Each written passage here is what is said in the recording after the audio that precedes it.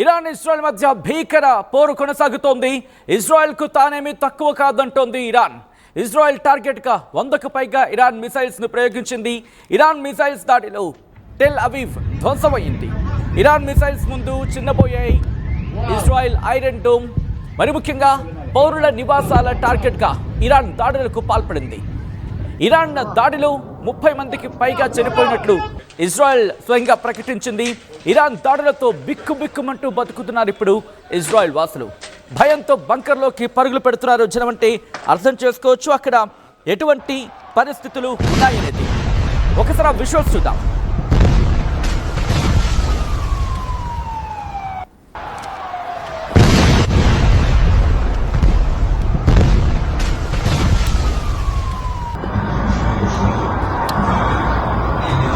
Himmel.